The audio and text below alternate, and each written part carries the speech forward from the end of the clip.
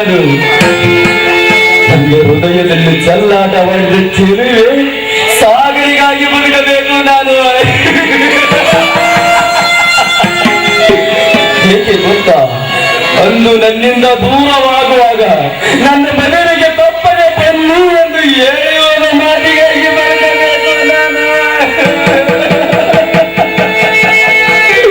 ನಾನು ಮೆಚ್ಚಿದ ಕಾಣಿಕೆಯನ್ನು ಕೊಟ್ಟು ಅವಳಾಚೆ ನೆರವೇರಿಸಲೇಬೇಕು. ಪ್ರೀತಿಯ ಆಡಂಬರಿಗೆ ಆಸೆ ಪಟ್ಟ ಸಂತೋಷನಿಗೇನು ಗೊತ್ತು, ನನ್ನ ಹೃದಯದಲ್ಲಿ ಅಡಗಿದ ನೋವಿನ ಗೊತ್ತು.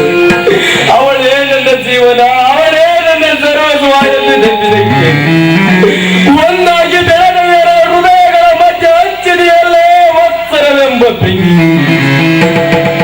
ಆ ಬೆಂಕಿ ನಂದಬೇಕಾದರೆ ಈ ಹೊತ್ತ ಮೆಚ್ಚಿದ ಹೂವು ಆ ಸಾಗರಿಂದಲೇ ನಂದಬೇಕು.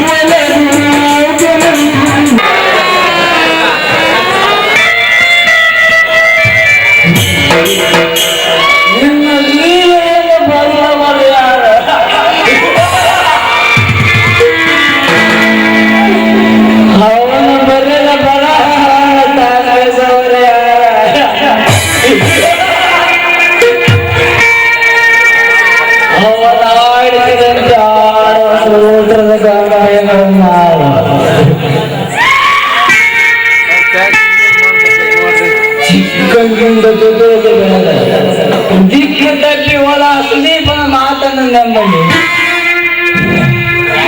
ನಾನು ಪ್ರೀತಿಸಿದ ಪ್ರೀತಿಯನ್ನು ನಂಬಲಿ, ಎರಡು ಮನಸ್ಸುಗಳ ಮಧ್ಯೆ ನಡ್ಕೊಂಡಲಿಲ್ಲ ಆ ಸಾಗರಿಯ ಮಾತನ್ನು ನಂಬಲಿ.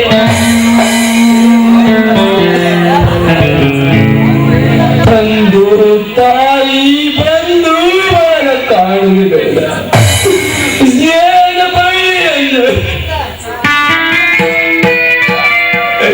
ಪ್ರೀತಿಯ ಕಟಾರಿಯಿಂದ ಕತ್ತರಿಸಿ ಸಾಗರಿಯನ್ನು ಕೇಳುವಾಗ ಸಾಗರ ಪ್ರೀತಿ ಕೊಟ್ಟ ಮಾತನ್ನು ನಂಬಲೆ. ಪ್ರೀತಿ ಪ್ರೇಮ ಎಂಬ ಮಾಯ ಮರ್ಮ, ಮಾಯ ಮರ್ಮನ ತಿಳಿಯದ ಈ ಮನುಷ್ಯನಿಗೆ ಪ್ರೇಮ ಕೋಟಿ ಕಟ್ಟುವ ಆಟದ ಉತ್ತರ ಬರುವ ಸಾಗರೆ.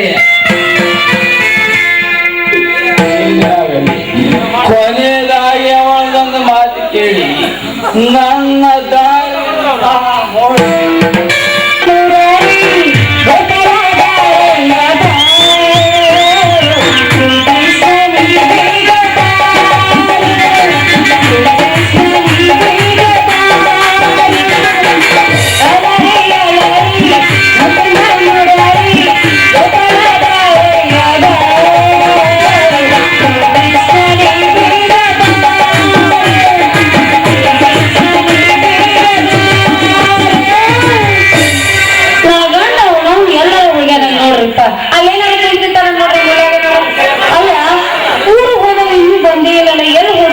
ಪತ್ತೇನೇ ಇಲ್ಲ.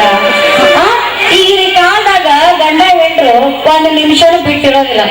ಅಂತಂದ್ರ ನನ್ನ ಗಂಡ ನನ್ನ ಬಿಟ್ಟು ಹೆಂಗ ಅದ ಅನ್ನೋದು ನನಗೆ ಗೊತ್ತಾಗಲ್ಲ. ಇಂಥದ್ರ ನಿಂಗ ರಂಗ ಒಬ್ರು ಗಟ್ಟಿಗಿದ್ದಾರ ನಾನು ಇದು ಗಂಡ ಬಿಟ್ಟಲ್ಲ ನಂಗೆ ಯಾವ ಮಧ್ಯರಾತ್ರಿಯಲ್ಲಿ ಮತ್ತು ಬಂದಾಗ ಮೊತ್ತ ನೀಡಲೇ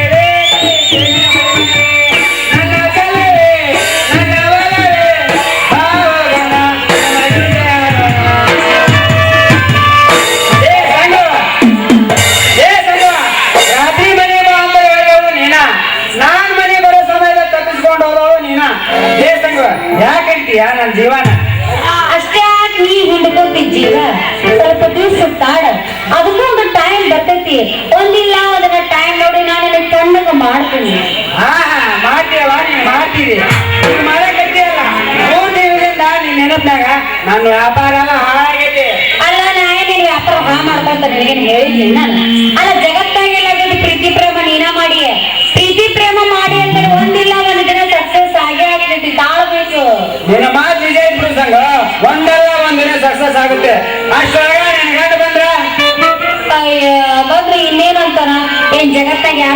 ಇದು ಮಾಡೇನೇನ ಈಗಿನ ಕಾಲದಾಗ ಗಂಡ ತಪ್ಪಿಸಿ ಹೆಣ್ಮಕ್ಳು ಎಷ್ಟು ಮಂದಿ ಇಲ್ಲ ಹಂಗ ನನ್ನ ಒಂದು ತಿಳ್ಕೊಂತಾನ ಅಷ್ಟೊಂದು ರೇಟ್ ಅಂದ ಮೇಲೆ ಏನೋ ಒಂದ್ ಆಗುತ್ತೆ ಬಿಡು ಸಂಘ ನಾ ಅಲ್ಲಿವರೆಗೆ ಹ್ಯಾಂಗ್ ತಗೋಬೇಕಂತೀನಿ ಹೀಗೆ ಹಿಡ್ಕೊಂಡು ಗಟ್ಟೆ ಕಂಬ ಕಟ್ಬೇಕಂತ ಮಾಡಿ ಹಂಗ ಮಾಡಿ ಪುಣ್ಯಕರ ನನ್ನ ಸಂಘ ಮುಂದಿನ ವಾರ ಮೈ ಬರಂತ ಮರಿಲ್ಲ ನೋಡ ಆತಾತ ಅಯ್ಯೋ ಅವಾಗ ಇಲ್ಲೇ ಬರಾಕತ್ತಾನ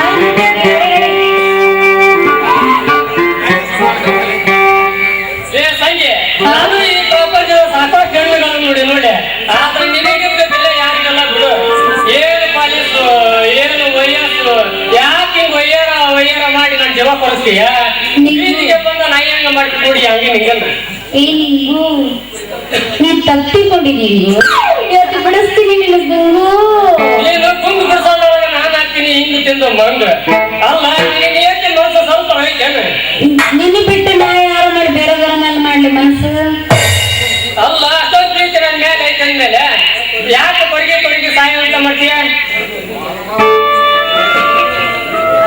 ಬಂದ್ರು ಮೊನ್ನೆ ನೀ ಮನೆಗೆ ಬಂದಾಗ ನಿನಗೆ ಹಿಂದಕ್ಕೆ ಹೋಗಂತ ನಾ ಎದಕ್ಕಂದ ಗೊತ್ತನ ನನಗೆ ಹಂಗ ಗೊತ್ತಾಗಿದ್ರ ನೀನು ಬಾಯಿ ಬಂದ ಬೈಕ್ ಬಂದ ಹಿಂದಕ್ಕೆ ಬರ್ತಿದ್ದೆ ಅವತ್ತ ನೀ ಹಿಂದಕ್ಕೆ ಹೋಗಿದ್ದ ಬಾಳ ಒಳ್ಳೆ ಕೆಲಸ ಆತು ಯಾಕೆ ಸಂಗ ಯಾಕಂದ್ರ ನೀ ನಮ್ಮ ಮನೆಗ್ ಬರೋದು ಆವಲ ಬಸ್ ಸ್ಟ್ಯಾಂಡ್ ಕುತ್ಕೊಂಡ್ ನೋಡ್ತಾನಂತ ಅದಕ್ಕೆ ಹಂಗಾದ್ರ ಹಂಗನ್ ಕೆಟ್ಟ ನನ್ನ ಬಿತ್ತವನು ಕೆಟ್ಟ ಕಾಳು ಬಿದ್ದ ಬಾಳ ದಿವಸ ಆಗೈತಿ ಹಾಗಾದ್ರೆ ನನ್ನ ಅಂಗಡಿಗೆ ಒಂದು ಚಂಡಿನ ಬೇಡ ತಿಂಗಳಿಗೆ 500 ರೂಪಾಯಿ ವ್ಯಾಪಾರ ಮಾಡಿ ಕೊಡ್ತೀನಲ್ಲ ಆ ನನ್ನ ಮಗ ಸುತ್ತ ಬಂತಾನ ಅದಕ್ಕ ಅವ ಈ ನಮ್ಗೆ ಮಾಡಕತ್ತಾನ ಅದಕ್ಕ ಅವ ಹಿಂಗ ಮಾಡ್ಕೊಂಡು ಹೊಂಟ ಅಂದ್ರ ನನ್ನ ನಿನಗ್ ಕೊಡಂಗಿಲ್ಲ ನಿಂದ ನನಗ್ ಕೊಡಂಗಿಲ್ಲ ಸಾಯರ್ಗು ಹಿಂಗ ಮುದುಕರ ಹಾಕ್ತೇವ ನಾವು ಏನ ಅಯ್ಯೋ ನನ್ನ ಗಂಡ ಬೆಂಗಳೂರಿಂದ ಎಕರನ ಬರಕತ್ತಾನ ನೀವ್ ಅದಕ್ಕೆ ಮುಂದೆ ನಡಿ ನಾ ಬರ್ತೇನಂತ ಒಂದಿಟ್ಟು ಮಳೆ ಮಾಡಿ ಬರ್ತೇನೆ ಅವನಿಗೆ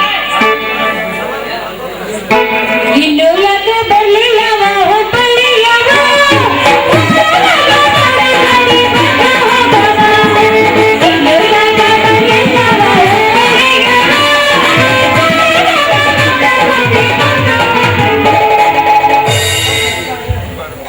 ನೀ ಹಿಂಗ ನೋಡಬೇಡ ನನ್ನ ನೀ ಹಿಂಗ ನೋಡಿದರೆ ನನ್ನ ನೋಡಲೇ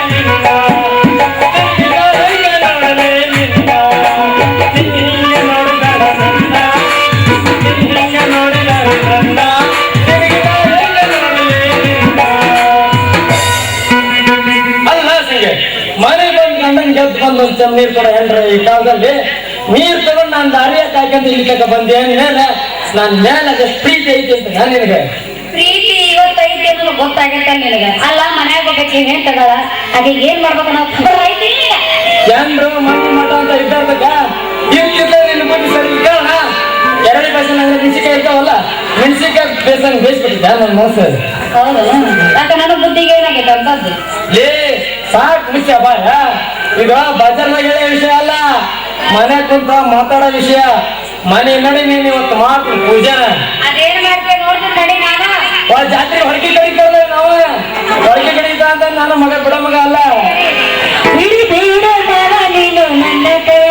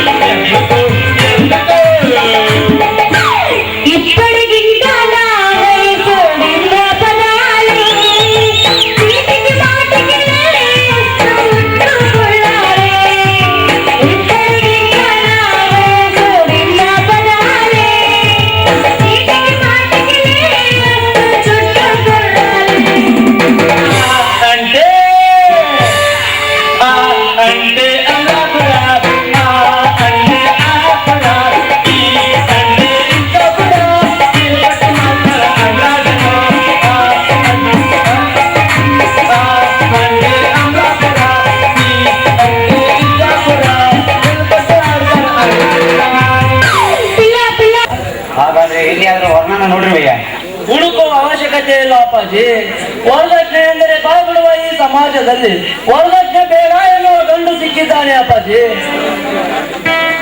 ವರದಕ್ಷಿಣೆಗಾಗಿ ಹೆಣ್ಣಿನ ಬಾಳನ್ನೇ ಹಾಳು ಮಾಡುವ ಈ ಕಾಲದಲ್ಲಿ ಅಂತ ಪುಣ್ಯಾತ್ಮ ಯಾರಪ್ಪ? ಇದೇ ಊರಿನ ಭರತನ ತಮ್ಮ ಪುನೀತ್ ನಮ್ಮ ಸಾಗರಿಯ ಮೇಲೆ ಪ್ರಾಣವನ್ನೇ ಇಟ್ಟುಕೊಂಡಿದ್ದಾನೆ ಅಪ್ಪಾಜಿ. ಮೊದಲು ಹಾಗೆ ಕಣಪ್ಪ ಹೇಳೋದು. ನಿನ್ನ ತಂಗಿಯನ್ನು ಸುಖವಾಗಿ ನೋಡಿಕೊಳ್ಳುತ್ತೇನೆ, ನಿನ್ನ ತಂಗಿಗೆ ಯಾವ ತೊಂದರೆ ಬರದಂತೆ ನೋಡಿಕೊಳ್ಳುತ್ತೇನೆ ಎಂದು ದಿನ ಕಳೆದಂತೆ ವರದಕ್ಷಿಣೆಗಾಗಿ ಚಿತ್ರಹಿಂಸೆ ಕೊಡುತ್ತಾರಪ್ಪ, ಚಿತ್ರಹಿಂಸೆ. ಅದಕ್ಕಾಗಿ ಹಿರಿಯರ ಒಂದು ಮಾತು ಹೇಳಿಲ್ಲವೇ, ಗುಣ ನೋಡಿ ಹೆಣ್ಣು ಕೊಡುವಂತ. ಅಪ್ಪಾಜಿ ಅವನಿಗೇನು ಕಡಿಮೆ ಇಲ್ಲ, ವಿದ್ಯೆ ಬುದ್ಧಿಯಲ್ಲಿ ಗುಣವಂತ. ಅದಕ್ಕಾಗಿ ಬಂದ ಅವಕಾಶವನ್ನು ಕಳೆದುಕೊಂಡು ಹುಡುಕಾಡಿದರೆ ಸಿಗಲಾರದು ಎಂದು ನನ್ನ ಭಾವನೆ. ನೋಡು ಸಾಗರ್, ನನಗೂ ವಯಸ್ಸಾಗಿದೆ. ಮುಂದೆ ನಿನ್ನ ತಂಗಿ ಸಾಗರಿಯ ಯೋಗಕ್ಷೇಮ ನೋಡಿಕೊಳ್ಳುವವನು ನೀನೇ ತಾನೆ. ನಿನಗೆ ಇಷ್ಟ ಇದ್ರೆ ನನಗೂ ಇಷ್ಟ. ಮೊನ್ನೆ ಶ್ರೀಮಂತರು ಅವರ ಮನೆಗೆ ಕರೆದು ನನ್ನನ್ನು ಮಾತು ವಿಚಾರಿಸಿದ್ದಾರೆ. ನಾನು ಆ ಕಾಲ ಬಂದಾಗ ನೋಡಿಕೊಂಡರಾಯ್ತು ಎಂದು ಹೇಳಿದ್ದೆ. ಹಾಗೆ ನಮ್ಮ ಸಾಗರನನ್ನು ಒಂದು ಮಾತು ವಿಚಾರಿಸಿ ಎಂದು ಹೇಳಿದ್ದೀನಲ್ಲಪ್ಪ. ಅಪ್ಪಾಜಿ ನೀವು ಹೇಳಿದ ಮಾತೇನಿದ್ದೇವೆ ಎಂದು ತಿಳಿದು ಈ ದಿನವೇ ನಿಶ್ಚಿತಾರ್ಥಕ್ಕೆ ಬರುತ್ತೇನೆಂದು ತಿಳಿಸಿದ್ದಾರೆ ಅಪ್ಪಾಜಿ. ಹಾಗಾದ್ರೆ ಮನೆಯಲ್ಲಿ ಎಲ್ಲ ವ್ಯವಸ್ಥೆಯನ್ನು ಮಾಡಲು ಹೇಳಿರುವೇನಪ್ಪ? ಹೇಳಿದ್ದೇನೆ ಅಪ್ಪಾಜಿ. ನನ್ನ ತಂಗಿಗೆ ಬೇಕಾದ ಬಟ್ಟೆ ಉಡುಗೊರೆಯನ್ನು ತಂದು ಕೊಟ್ಟಿದ್ದೇನೆ. ಹಾಗಾದರೆ ಸಾಗರಿಯನ್ನು ಒಂದು ಮಾತು ವಿಚಾರಿಸಿದೀಯಾ? ಅಪ್ಪಾಜಿ ನನ್ನ ತಂಗಿ ಸಾಗರಿ ಅಣ್ಣನ ಮಾತಿಗೆ ಎದುರೇ ಇಲ್ಲ ಅಪ್ಪಾಜಿ. ಈಗಲೇ ವಿಚಾರಿಸೋಣ. ಸಾಗರಿ ಸಾಗರಿ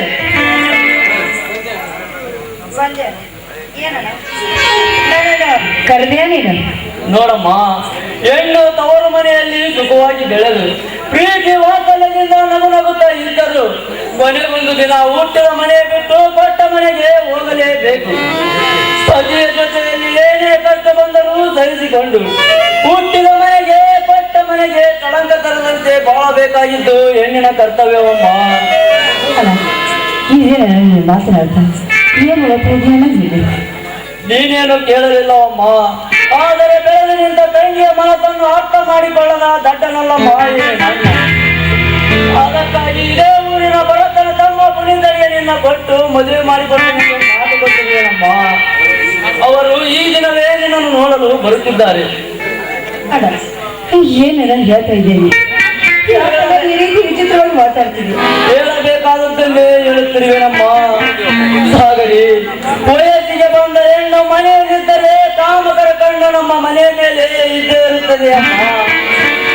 ಅದನ್ನು ಅರಿತು ತಾನಾಗಿ ನಿನ್ನ ತಂಗಿಯನ್ನು ಕೈ ಹಿಡಿದು ಬಾಳು ಕೊಡುತ್ತೇನೆ ಎಂದು ಬಂದ ವರವನ್ನು ಬೇಡ ಎನ್ನುವುದು ತರವಲ್ಲ. ಲಕ್ಷ ಗಂಟಲೆ ವರದಕ್ಷಿಣೆ ಕೇಳುವ ವರಗಳೇ ತುಂಬಿರುವ ಈ ಸಮಾಜದಲ್ಲಿ ವರದಕ್ಷಿಣೆ ಇಲ್ಲದೆ ನಿನ್ನನ್ನು ಕೈ ಹಿಡಿಯಲು ಬರುತ್ತಿದ್ದಾನೆ ಎಂದರೆ ನಿನ್ನ ಪುಣ್ಯವಮ್ಮ, ನಿನ್ನ ಪುಣ್ಯ.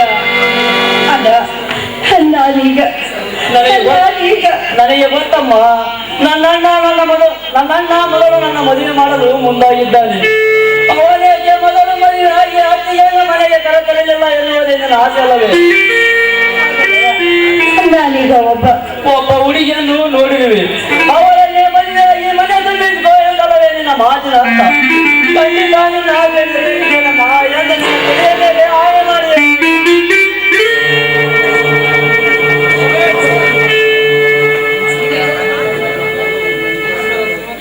ನಮಸ್ಕಾರ ಶ್ರೀಮಂತರಿಗೆ. ಸಾಗರಿ, ಬೇಗನೆ ಒಳಗೆ ಹೋಗಿ ಎಲ್ಲರಿಗೂ ಆಗ ತೆಗೆದುಕೊಂಡು ಬಾರಮ್ಮ. ಆಯ್ತಣ್ಣ. ಅಲ್ಲಪ್ಪ, ನನ್ನ ತಮ್ಮ ಪುನೀತ ನಿನ್ನ ಮಗಳ ಸಾಗರಿಯನ್ನು ಮದುವೆಯಾಗಲು ಇಷ್ಟಪಡುತ್ತಿದ್ದಾನೆ. ಅವರ ಆಸೆ ಪೂರೈಸಬೇಕಾದ ಹಿರಿಯರ ನಮ್ಮ ಕರ್ತವ್ಯವೆಂದು ತಿಳಿದು ನಿನ್ನ ಮನೆಗೆ ಕನ್ಯಾರ್ಥಿಯಾಗಿ ಬಂದಿದ್ದೇನೆ. ನಿಮ್ಮೆಲ್ಲರಿಗೂ ಇಷ್ಟವಿದ್ದರೆ ಮುಂದಿನ ವಾರವೇ ಮದುವೆ ಮಾಡಬೇಕೆಂದು ತೀರ್ಮಾನಿಸಿಬಿಟ್ಟಿದ್ದೇನೆ. ಇದಕ್ಕೆ ನಿಮ್ಮ ಒಪ್ಪಿಗೆ ಇದ್ದರೆ ಮಾತ್ರ. ನಿಮ್ಮಂತ ಶ್ರೀಮಂತರ ಸಂಬಂಧ ಬೇಡ ಎನ್ನುವುದುಂಟೆ. ನಿಮ್ಮಂತ ಶ್ರೀಮಂತರ ಸೊಸೆಯಾಗಲು ನನ್ನ ಮಗಳು ಸಾಗರಿ ಪುಣ್ಯ ಮಾಡಿರಬೇಕು. ಅಂದಾಗ ಮುಂದಿನ ವಾರವೇ ಮದುವೆ ಎಂದರೆ ಹೇಗೆ? ಈಗ ಎಲ್ಲದಕ್ಕೂ ಹಣದ ಅವಶ್ಯಕತೆ ಇದೆಯಲ್ಲ, ಅಷ್ಟೊಂದು ಹಣ ನಮ್ಮ ಹತ್ತಿರ ಇಲ್ಲವಲ್ಲ. ಅದಕ್ಕಾಗಿ ಹಣದ ಬಗ್ಗೆ ನೀನ್ ಯಾಕೆ ಯೋಚನೆ ಮಾಡಿವೆ ಅಲ್ಲಪ್ಪ? ನೀನು ಯಾವುದಕ್ಕೂ 5 ರೂಪಾಯಿ ಖರ್ಚು ಮಾಡಬೇಕಾಗಿಲ್ಲ. 1 ಲಕ್ಷವೇ ಖರ್ಚಾದರೂ ನಾನೇ ಮಾಡುತ್ತೇನೆ. ನಿನ್ನ ಮಗಳ ಸಾಗರಿಯನ್ನು ನನ್ನ ಮನೆಯ ಸೊಸೆಯನ್ನಾಗಿ ಮಾಡಿಕೊಳ್ಳುತ್ತೇನೆ. ಆಯ್ತೇ? ಆಯ್ತು ಶ್ರೀಮಂತರೇ, ನಿಮ್ಮಿಷ್ಟವೇ ನನ್ನಿಷ್ಟ. ಆಗ ನೀನೇನು ಹೇಳುವೆಯೋ? ನಾನು ಹೇಳುವುದು ಏನಿದೆ ಅಪ್ಪಾಜಿ, ಈ ಬಡವನ ಮನೆಗೆ ಭಾಗ್ಯದ ಬೆಳಕು ಬಂದಂತಾಯಿತು. ಸಮಯ ಈಗ 2:30 ಗಂಟೆ. ಶಾಸ್ತ್ರಿಗಳೇ, ಇದೇ ಸಮಯ ಚೆನ್ನಾಗಿದೆ. ನಿಶ್ಚಿತಾರ್ಥವನ್ನು ಮುಗಿಸಿಬಿಡಿ. ಒಪ್ಪಿಗೆ ಇದ್ದರೆ ಇನ್ನೇಕೆ ತಡ, ಫಲತಾಂಬೂಲವನ್ನು ಬದಲಾಯಿಸೋಣ.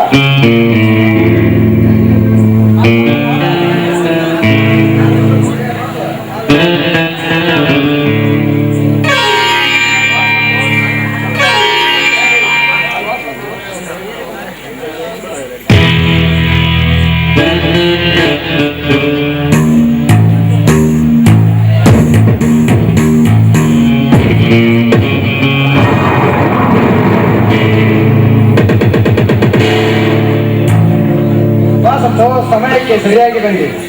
ಸಂತೋಷಗೆ ಆನಂದ ಕೊಡು.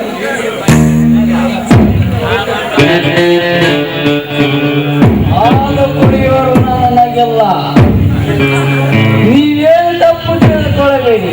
ಏಕೆಂದರೆ ನನ್ನ ಹೃದಯದಲ್ಲಿ ಪ್ರೇಮದ ದೇವಸ್ಥಾನ ಕಟ್ಟಿ ಆ ಪ್ರೀತಿಯ ದೇವಿಗೆ ಹಾಲನ್ನು ಪೂಜಿಸಿದಾಗಿನಿಂದ ಹಾಲು ಕುಡಿಯುವುದನ್ನು ಕಲಿತಿದ್ದೆ. ಆದರೆ ಈಗ ಪ್ರೇಮ ದೇವಸ್ಥಾನದ ಸುಟ್ಟು ಪೂಜೆ ಆಗಿದೆ ಎಂದರೆ ಹಾಲು ಕುಡಿಯೋದನ್ನು ನೆಟ್ಟು ಹಾಲು ಕುಡಿಯುತ್ತಿದ್ದೇನೆ. ನಾ ಕೆಲಸಕ್ಕೆ ಹೋಗಿ ಬರುತ್ತೇನೆ. ಬೀಗರ ವ್ಯವಸ್ಥೆಯನ್ನು ಚೆನ್ನಾಗಿ ನೋಡು. ಇವನೆಲ್ಲೋ ಕೆರೆ ಕಟ್ಟಿರುವಂತೆ ಕಾಣುತ್ತಿದೆ. ಯಾರವನು? ನಿನ್ನ ಸ್ನೇಹಿತ ಜಗತ್ತನ ತೋಟದ ಆಳು, ಬಹಳ ತುಂಬಾ ಒಳ್ಳೆಯವನು. ಏಕೋ ಇವನ ಮನಸ್ಸಿಗೆ ಸರಿ ಇಲ್ಲದಿರುವುದರಿಂದ ಕುಡಿಯಲು ಪ್ರಾರಂಭಿಸಿದ್ದಾನೆ. ಅವನಂತವನಲ್ಲ ಅಣ್ಣ, ಅಲ್ಲವೇ ಸಾಗರ. ನೀವೇನು ಅವನ ಬಗ್ಗೆ ತಲೆ ಕೆಡಿಸಿಕೊಳ್ಳಬೇಡಿ. ಅವನೆಲ್ಲ ಸರಿ ಹೋಗ್ತಾನೆ. ಅದು ನಿಮಗೆ ಬಿಟ್ಟಿದ್ದು. ನಾನು ಸ್ವಲ್ಪ ಬ್ಯಾಂಕಿಗೆ ಹೋಗಿ ಬರ್ತೀನಿ. ಮತ್ತೆ ಬಂದ ನಂತರ ಮಾತನಾಡಿದರಾಯ್ತು.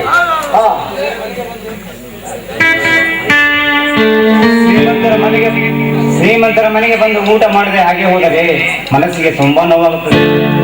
ಹಾಗೇನೂ ಇಲ್ಲ, ಬೇಗನೆ ಹೋಗಿ ಇಲ್ಲಿಗೆ ಬರುತ್ತೇನೆ. ತೆಗೆದುಕೋ ಸಾಗರ್.